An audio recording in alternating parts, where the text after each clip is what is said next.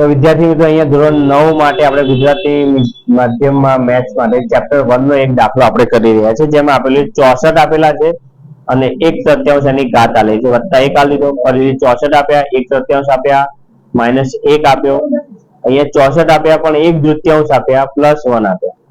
જ્યારે આવું આવે ત્યારે એમ કહેવાય કે 64 નો એવી કઈ સંખ્યા, એવા કયા ઘડિયામાં એકની એક વસ્તુ વાર ગુણાકાર કરવામાં આવે કે 64 આવે. અને અહીંયા 3 આપી દે, એટલે આપણે આવું આવે ત્યારે યાદ રાખવાનું કે ભાઈ એવું શું કરીએ, કઈ એવી સંખ્યા છે જેનો 3 વાર ગુણાકાર કરતા 64 આવે. તો ક્યાંક બાજુમાં હાંસિયામાં કે ક્યાંય જગ્યાએ કરવાનું, એક વખત એક વખત એક વખત એક એક જ થાય. 2 કરો, 2 ગુણ્યા 2 ગુણ્યા 2. 3 વખત કેમ લઉં છું? 3 જ વાર, કારણ કે તગડો છે એટલે 1 વાર 2 વાર 3 વાર જ લેવા. જો અહીં ચોગડો હોત તો 4 વખત, 2 દુ 4 દુ 8. પછી આવ્યું 3, 3 ગુણ્યા 3 ગુણ્યા 3, 3 થઈ 9 તરી 27, 4, 4 ગુણ્યા 4 ગુણ્યા 4, ચોકું ચોકું 16, 16 ચોક 64 આવી ગયા. એનો મતલબ કે 4 3 વખત ગુણાકાર કરવાથી 64 મળે. તો ફરીથી કૌંસમાં 4 લખવાના, કેટલી વાર? 1 વાર 2 વાર 3 વાર, ઉપર 3 વખત લખ. શું કર્યું મેં? કૌંસમાં 64 ની જગ્યાએ શું લખ્યું? 4 3 વખત આવી ગયું, એટલે 64 બને. 1/33 ત્યાંના ત્યાં, વત્તા ત્યાંના ત્યાં, 1 ત્યાંના ત્યાં, બધું એનું ફરી 64 જ છે, 3 જ છે એટલે એની જ વાત થઈ.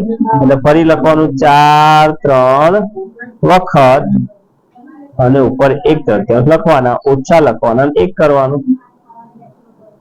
બોલો, ક્લિયર થઈ ગયું? અને ત્રીજું અહીંયા કેટલી વાર કીધા? 2, તો આપણે 2 વાળું લેવાનું, 1 ગુણ્યા 1, 1 1 2 ગુણ્યા 2, 2 દુ 4, બરોબર. 5 5 ગુણ્યા 5, પાયો પાયો 25, 8 ગુણ્યા 8 88, અહીંયા 2 છે તો એનો મતલબ શું થયું કે 8 8 2 વખત 1/33 વત્તા 1. બોલો, ક્લિયર? 3 ગયા 3 ગયા 3 ગયા 3 ગયા, તો શું વધ્યું? 4 આયા.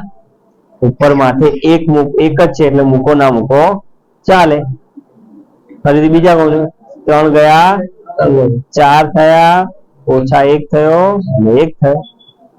2 ગયા 2 ગયા, 8 વત્તા 1.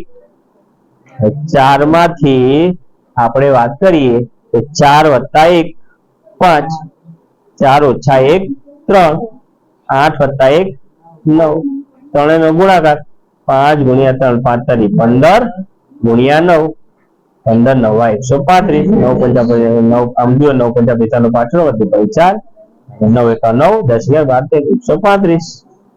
આ જવાબ. બોલો, ક્લિયર? હવે હા, થેન્ક યુ.